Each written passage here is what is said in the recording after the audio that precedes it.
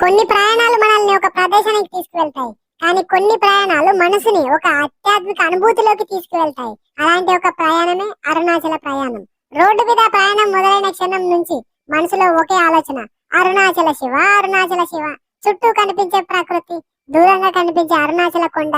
ప్రయాణం ముందుకు సాగుతున్న కొద్దీ ఆధ్యాత్మిక వాతావరణం మరింత దగ్గర అవుతున్నట్టు అనిపిస్తుంది. అదిగో అరుణాచలం చేరుకున్నాం. మన కళ్ళ ముందే కనిపిస్తున్న పవిత్రమైన ఆలయం. ఎంతో మంది భక్తులు విశ్వాసానికి ఒక ప్రతీక.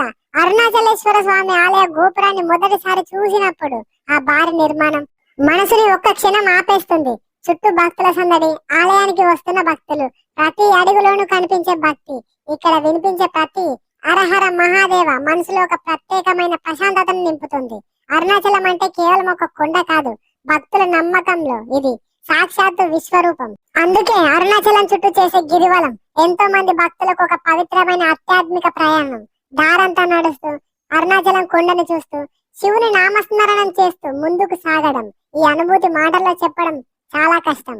రోజువారీ జీవితంలో ఎన్నో ఆలోచనలు, ఎన్నో సమస్యలు, కానీ ఇక్కడికి వచ్చినప్పుడు కొన్ని క్షణాలైనా మనసు ప్రశాంతంగా మారుతుంది.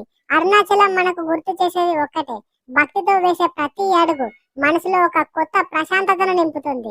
ఆ పవిత్రమైన నేలపైకి రావడం, అరుణాచలేశ్వర స్వామిని దర్శించుకోవడం, ఆ కొండను ఒక్కసారి మనస్ఫూర్తిగా చూడడం, అదే ప్రయాణంలో అసలైన అనుభూతి. అరుణాచలేశ్వర శివ, అరుణాచలేశ్వర శివ, హరహర మహాదేవ. ఈ వీడియో మీకు నచ్చినట్లయితే లైక్ చేయండి. అలాగే మరిన్ని ట్రావెల్ వీడియోస్ కోసం మన ఛానల్ ని సబ్స్క్రైబ్ చేసుకోండి. ఇంత మంచి వీడియోని మీ ఫ్యామిలీతో షేర్ చేయడం మాత్రం మర్చిపోకండి. మరొక వీడియోతో మళ్ళీ కలుద్దాం. బాయ్.